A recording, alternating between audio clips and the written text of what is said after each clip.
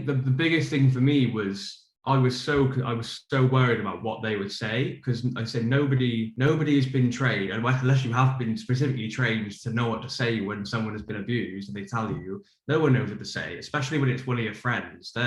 They try and say the right thing, but 9 times out of 10 they're not going to say the right thing. But it was more, I knew that they wanted to say the right thing. I knew they were trying to say the right thing, and it was almost just the sort of the silence and the shock that it sort of made me realize that, hang on a sec, this is a big deal, and I'm not in the wrong here.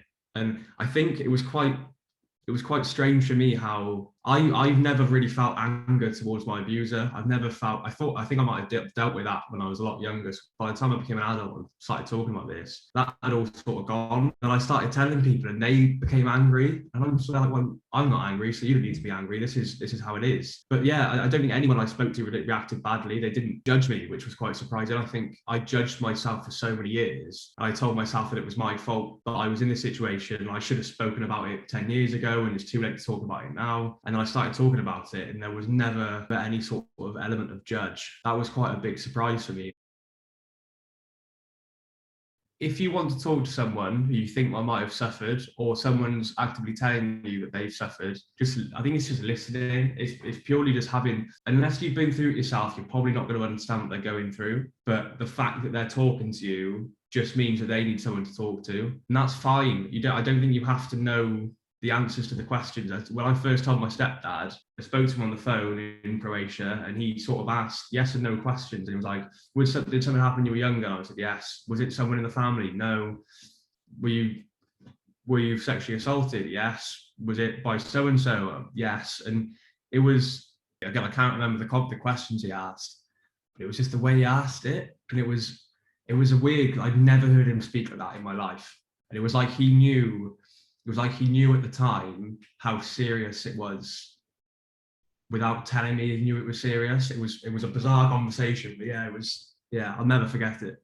And he didn't know what to say. He was at the time he was late 30s.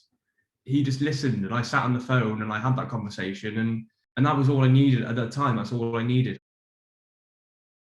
I need to come home. I'm really, really depressed. I've got something to tell you. So he paid for his flights to come home. I think he was at university at the time in Reading, so he came back to Hereford, and Nick called me round for a meal. I thought everything was fine, and then the bombshell dropped, and I was just shock. I suppose shock is the disbelief. Shock. At the very beginning, it was just horrific, just unbelievable. Really, I believed what I was told, but the disbelief that it could actually happen to my son, was all consuming, really. I felt immense distress, but probably a little bit like any major life event, that anyone goes through, like the death of somebody close. It's probably the first thing you think about every morning when you wake up. The same as any sort of life-changing event, really. And that's how it was for me. And it was very hard to start with, because I suppose I felt like I should have protected him. I should have known. I was his mum and we were close. I should have known that these things were going on, but that's not the case, obviously. And also I knew the person the perpetrator. I knew him quite well. He actually worked at the hospital that I work in. I'd say good morning to him every morning, as I do with most people at work. I'm quite friendly, so I always chat to different people. Chatted to him in the corridor in the mornings, stood on the football pitch with him when Joe was playing football. Just never even considered that anything could be going on, To start with, it was awful, just immense pain, I suppose. And I wanted to go and kill him, to be honest. I wanted to go and find him and kill him, as did Joe's stepdad. We never would have, obviously, but you feel so angry. And I think because I knew him, I felt really disappointed that he would befriend us, and, but that's how they do it, I suppose. I think they have to go through it themselves, like anything, really. They're your child, but they're their own person. And I think they cope with things. They might have lots of personality traits like you and their other parent, but they are an individual and they cope with things in their own way. They've got lots of influences from children at school and lots of different things that have shaped the way they are. And it's up to them to process the information themselves, and you've just got to be there, and they need to know that you're there. Whatever they need, you will support them and you will love them unconditionally. And if you can help in any way, then you'll be there. But they have to, like anything, it has to be their journey. You can't force things upon them and say, oh, you should do this, you should do that. You can suggest things. Have you tried this? Or would you like to try this? And if you want to try it, and I'll come with you, or if you would rather go on your own. But I think if you try and enforce too much of what you think, it might take them longer to recover.